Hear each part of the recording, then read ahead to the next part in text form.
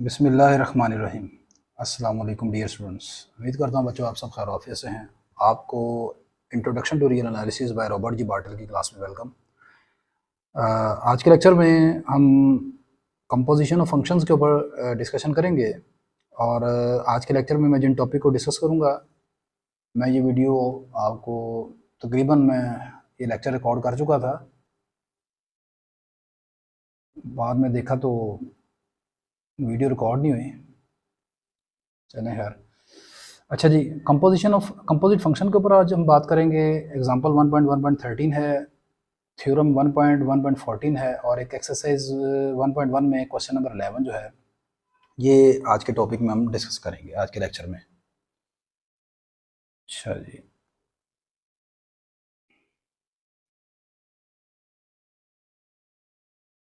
सबसे पहले composition of function या कंपोजिट फंक्शन जो है आप उसको कैसे डिफाइन करते हैं। बेसिक कंसेप्ट है, आपने इंटर में सारी चीज़ें आई हो पढ़ी हैं। मैंने लिखा है लेट एफ एक फंक्शन है ए से बी की तरफ और जी एक फंक्शन है बी से सी की तरफ। Then the composite function G circle F is given by, ये कंपोजिट फंक्शन है, उसको इस तरह डिफाइन करते हैं आप, G O F X is equal to G O F X. इसको आप बाय डायग्रामेटिकली भी ऐसे देख सकते हैं। फ़र्ज़ करें मेरे पास एक सेट ए है, जो सेट ए में जो एलिमेंट्स हैं वो एक्स फॉर्म के हैं, एक्स की शक्ल के हैं, और बी अब आपने एक फंक्शन मैप जो है वो बनाया सेट ए से सेट बी की तरफ, एक मैपिंग ली, तो एफ जब अप्लाई करेंगे आप एक्स के एलिमेंट्स पर तो वो किस फॉर्म में आएगा, एफ ऑफ एक्स की फॉर्म में आएगा। इसी तरह ही आपके पास एक सेकंड फंक्शन है जी, जी जो फंक्शन है वो बी से सी की तरफ है, ठीक है। तो ये क्या करेगा, जब बी के एलिमेंट्स पर अप्लाई होगा तो किस फॉर्म में आएगा बेटा, जब जी को अप्लाई करेंगे एफ ऑफ एक्स के ऊपर तो वो जाहिर सी बात है जी ओ एफ ऑफ एक्स इस फॉर्म में आएगा। तो यही लिखा हुआ है। तो यहाँ पर जो इंपॉर्टेंट चीज़ याद रखने वाली है वो जी की डोमेन में वो ये है कि जी की डोमेन में सिर्फ आप वो वाली वैल्यूज पुट करेंगे जो एफ की रेंज है। आप गौर करें, जी जो फंक्शन है ये बी से स्टार्ट हो रहा है और बी जो है वो एफ की रेंज है, यानी जहां पर एफ खत्म हो रहा है वहां पर जी स्टार्ट हो रहा है। अच्छा जी, आगे एग्जांपल 1.1.13 है। इस एग्जांपल में मुझे एक फंक्शन एफ ऑफ एक्स जो है वो 2x के बराबर दिया हुआ है और जी फंक्शन जो है वो 3x स्क्वायर माइनस 1 के बराबर है। ये रियल वैल्यूड फंक्शन है, यानी आर से आर की तरफ है। मुझे मालूम करना है find G O F of X and F of G X. पहले मैं G O F of X मालूम करता हूँ। एफ ऑफ एक्स की वैल्यू मेरे पास क्या है, यहाँ पर मैंने एफ ऑफ एक्स की वैल्यू पुट कर दी। एफ ऑफ एक्स मेरे पास है 2x के बराबर। अब इस 2x को मैं कहाँ पर पुट करूँगा, यहाँ पर x की जगह पुट कर दूंगा। x की जगह 2x पुट किया, ये आ गया 3 इंटू 2x का स्क्वायर माइनस 1। 2x का स्क्वायर होता है 4x स्क्वायर, वो मल्टीप्लाई होगा 12x स्क्वायर माइनस 1 आ जाएगा। आगे मुझे मालूम करना है एफ ऑफ जी एक्स। अब मेरे पास f की ब्रैकेट में जी ऑफ एक्स है, जी ऑफ एक्स की वैल्यू 3x स्क्वायर माइनस 1 है। अब f की ब्रैकेट में 3x स्क्वायर माइनस 1 है और मेरा फंक्शन एफ ऑफ एक्स जो है वो 2x के बराबर है। तो क्या करेंगे, x की जगह हम 3x स्क्वायर माइनस 1 पुट कर देंगे, ये आ जाएगा 2 इंटू 3x स्क्वायर माइनस 1। इसको मल्टीप्लाई किया 6x स्क्वायर माइनस 2। यहाँ से आप बात गौर से देख सकते हैं कि आपका एफ ऑफ जी एक्स और जी ऑफ एफ एक्स ये दोनों इक्वल नहीं है। अब चंद एक इंपॉर्टेंट पॉइंट्स आपने याद रखने हैं। इन जनरल एफ सर्कल जी और जी सर्कल एफ ये दोनों कंपोजिट फंक्शन आपस में इक्वल नहीं होते। दे आर इक्वल इफ, ये दोनों इक्वल हो सकते हैं अगर या तो दोनों फंक्शन एफ और जी आप बराबर कर दें, या फिर ये है कि F and G are the inverse function of each other, या फिर दोनों में से कोई एक दूसरे का इनवर्स हो जाए, तो देन ये आपस में बराबर हो जाएंगे जब आपका जी एफ इनवर्स के बराबर आ जाए। अच्छा,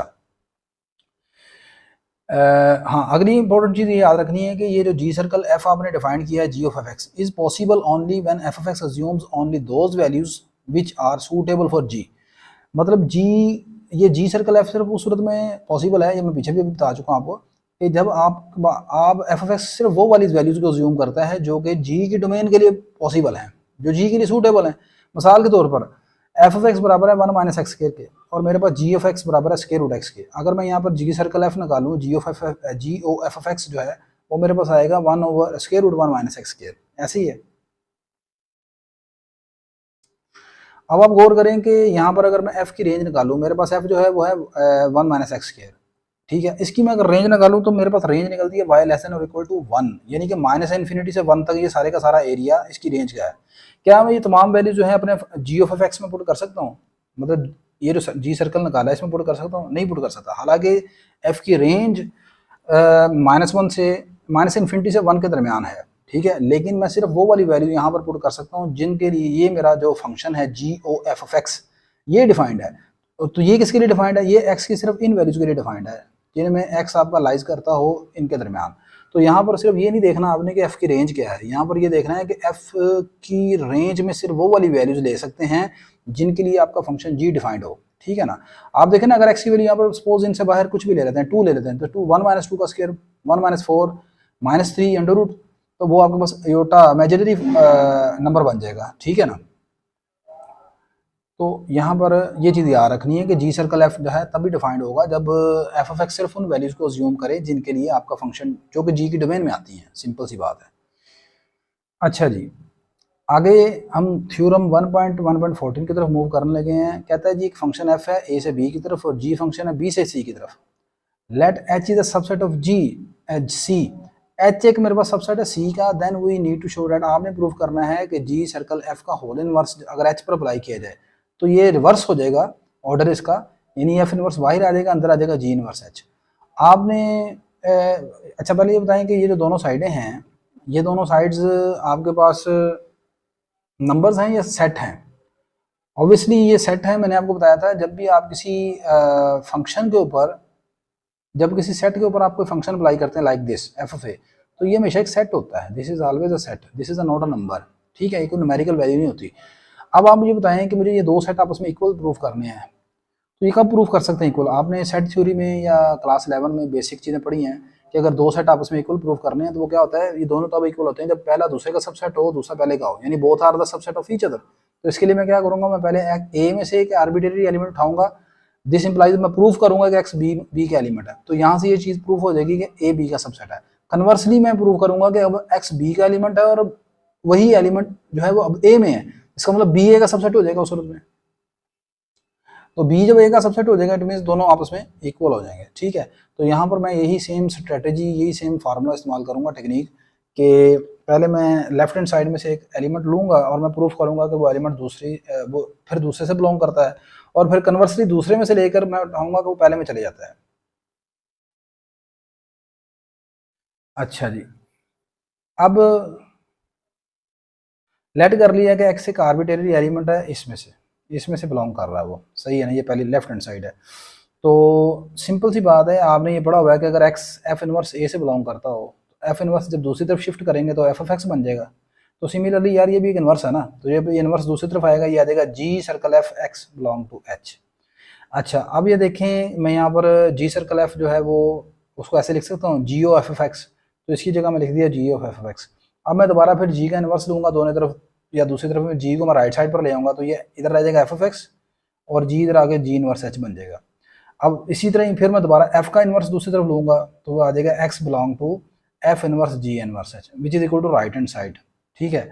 अब देखें ये अभी मैं एक तरफ से लेके चला हूँ, दूसरी तरफ एक्स को लेफ्ट साइड से लिया और प्रूफ किया कि एक्स राइट हैंड साइड में भी चले गया है। अब मैं राइट हैंड साइड से लूँगा और एक्स को लेफ्ट हैंड साइड में प्रूफ करूँगा, तो उसके लिए मुझे ज़्यादा से स्टेप करने की जरूरत नहीं है, यही सेम स्टेप्स होंगे, मैं बस सिर्फ ऑर्डर को रिवर्स कर दूंगा, we will revert its sign, इसके साइन को रिवर्स कर देंगे आप, ये इस तरह लगाते रहेंगे उल्टे भी दोनों तरफ से, तो ये प्रूफ हो जाएगा, हैंस प्रूफ, ठीक है जी। अब हम चलते हैं बेटा इसके क्वेश्चन नंबर 11 की तरफ, लेकिन मैं पहले यार इसको इतना ज़रा रिकॉर्ड कर लूँ, फिर ना काम कहीं ख़राब हो जाए।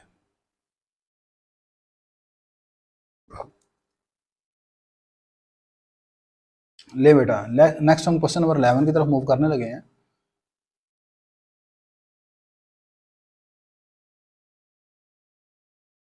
क्वेश्चन नंबर 11 में आपको दो फंक्शन गिवन है, एक है, मार्कर पकड़ा नहीं गया यार,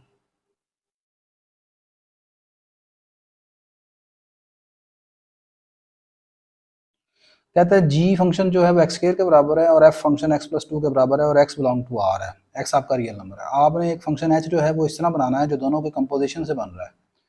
कहते हैं find the direct image H of E, अगर सेट ई जो है वो इसके बराबर है। मैं लास्ट लेक्चर में आपको डायरेक्ट इमेज का कंसेप्ट बता चुका हूँ, आज मैं उससे भी ज़्यादा आसान तरीके से आपके साथ डिस्कस करूँगा कि डायरेक्ट इमेज कैसे मालूम करते हैं।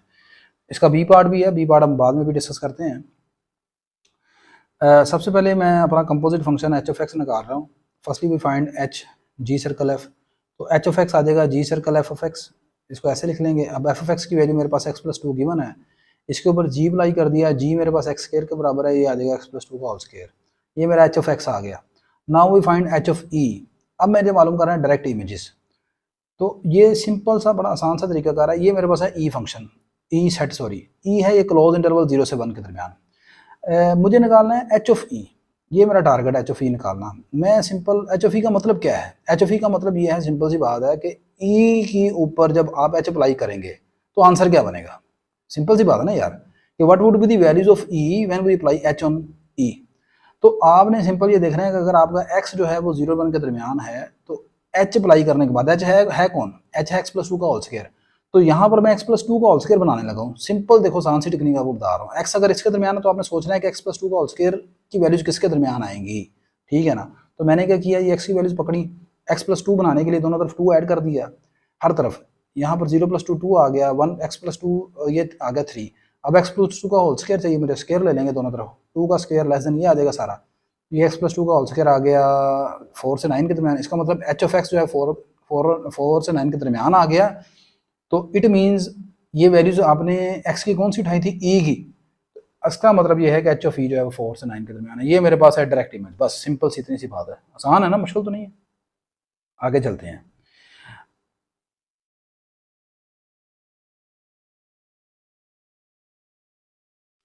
अच्छा,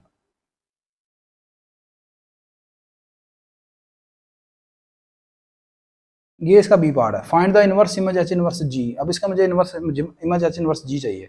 इसको मैं यहाँ पर दो मेथड से करूँगा, एक मरतबा इसका इनवर्स मालूम किए बगैर, ये करके, और एक मरतबा बगैर इनवर्स के। मेरे पास जी जो है वो रियल, ये भी क्लोज इंटरवल है 0 से 4 के दरमियान। नहीं जी, सबसे पहले मुझे एच इनवर्स जी मालूम करना है, तो मैं मेथड नंबर 1 में बाय यूजिंग इनवर्स से करूँगा। मेरे पास फंक्शन एच ऑफ एक्स जो है वो एक्स प्लस 2 का होल स्क्वायर के बराबर है। मैंने लेट कर लिया वाई एच ऑफ एक्स के बराबर है, एच को दूसरी तरफ शिफ्ट कर दिया, एच इनवर्स वाई आ गया एक्स के बराबर। अब इसको मैंने लिख लिया Y is equal to X plus 2 का होल स्क्वायर, यानी इस फंक्शन को वाई के बराबर ले लिया। यहाँ से मैं एक्स की वैल्यू निकाल रहा हूँ, दोनों तरफ स्क्वायर रूट ले लूँगा, ये आ जाएगा एक्स प्लस 2 का होल स्क्वायर। अब यहाँ पर आपने बात गौर से देखनी है, जो बच्चे अक्सर मिस्टेक करते हैं, जब आप बेटा देखो स्क्वायर रूट लेते हैं ना दोनों तरफ, तो स्क्वायर रूट लेने के बाद यहाँ पर आपने वाई के साथ यहाँ पर प्लस माइनस का निशान समटाइम लगाते हैं, समटाइम नहीं लगाते। ये डिपेंड कर रहा होता है आपके पास कि आपने जिस चीज़ का ये स्क्वायर रूट लिया है वो अंदर वाली चीज़ कहीं नेगेटिव तो नहीं हो सकती। तो आप जानते हैं, देखें ज़रा, मैं यहाँ पर बताता हूँ। एक्स के स्क्वायर रूट का आंसर होता है प्लस माइनस एक्स के बराबर। ये प्लस तब होता है जब आपका X greater than equal to 0 होता है, और इसका आंसर माइनस एक्स तब होता है जब आपका यहाँ पर पॉजिटिव एक्स आएगा आंसर। और अगर आपका एक्स हुआ लेस देन 0 तो इसका आंसर आएगा माइनस एक्स के बराबर, यानी अंदर वाली चीज़ जिसके ऊपर स्क्वायर है। तो एक्स प्लस 2 अंदर है, तो एक्स प्लस 2 क्या नेगेटिव नहीं हो सकता, कैसे पता चलेगा मुझे, ये गौर कीजिएगा। मेरे पास आपने जो function H of x define किया हुआ है ये रहा, यही है ना। एच ऑफ एक्स है एक्स प्लस 2 का होल स्क्वायर, तो एक्स प्लस 2 कौन है, एफ ऑफ एक्स के बराबर है। और एक्स कहाँ से ले रहे हैं आप, रियल नंबर ले रहे हैं, तो एक्स नेगेटिव नहीं पुट कर सकते यहाँ पर। मिसाल के तौर पर -5 पुट करते हैं तो आंसर नेगेटिव नहीं आएगा। इट मीन्स आपके पास अंदर वाला फैक्टर जो है वो नेगेटिव हो सकता है। तो इसका मतलब ये है कि यहाँ पर अब आपने जो बात याद रखनी है वो ये है,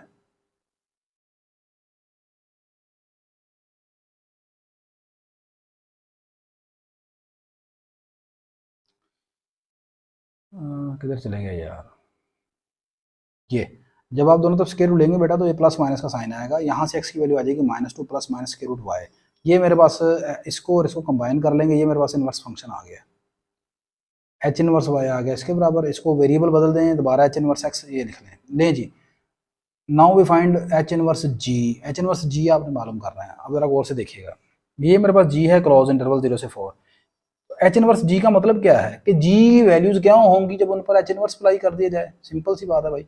तो जी में पहला नंबर है 0, जब 0 को पुट करेंगे ना यहाँ पर आप इस हिस्से में, तो आंसर आएगा एक्स की जगह 0 पुट करें -2। अब आप जब एक्स की जगह 4 पुट करेंगे तो यहाँ पर 4 पुट करके देखो दो आंसर आएंगे यहाँ पर अपने फंक्शन में, -2 एक्स की जगह 4 पुट किया, ये आ गया 2 प्लस -2। एक जब माइनस करेंगे, अब ये दो क्वेश्चन बनेगी, -2 + 2 आंसर 0 और -2 आंसर -4। तो इसका मतलब वैल्यू निकलती है 0 और -4 के दरमियान, ये -2 इसी के अंदर आ जाएगी।